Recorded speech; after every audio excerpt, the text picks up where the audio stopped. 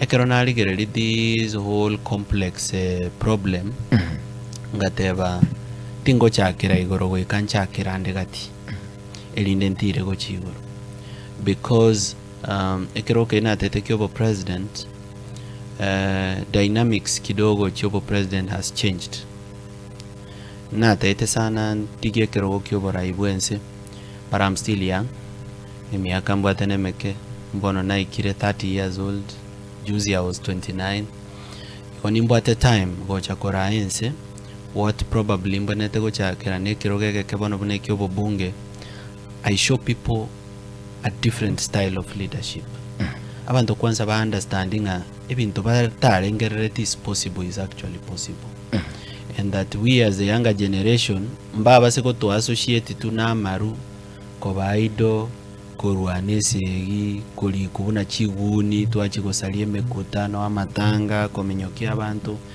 abamanyenga we are young, we are full of hope twachire skuru twasomire buya and this knowledge the only reason to what is against serikali is because we are looking for an opportunity to apply the knowledge that we have gained.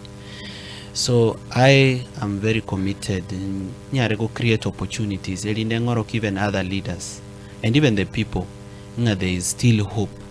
There are still leaders in this country who care. There are still people Kenya who cannot be corrupt and who cannot be bribed. Because right now abantu they celebrate corruption. In fact yekeroro mogambyo tariko ibera abantu is as if they want to okurusia sekero. Asengenjo batete ko zero. Ande tuliko chikoimuki school fees ya bana bao ngocha ko sera abantu. Wikoba ibere lindo basere. One culture y'abantu baito bachire kutwara is a very bad culture, but as a leader we can't keep complaining.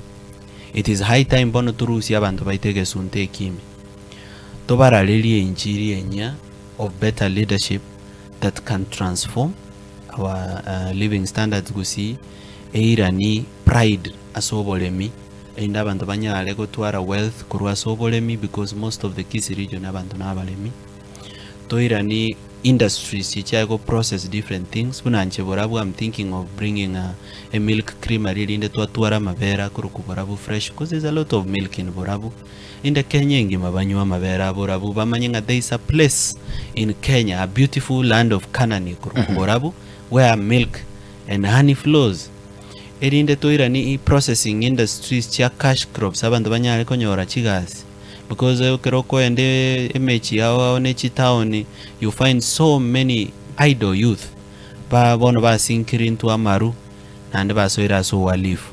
That is why bara available otume kuna abana siasa. So we have to fix this problem, and to fix this problem it needs a leader who has a new vision and who has good intentions.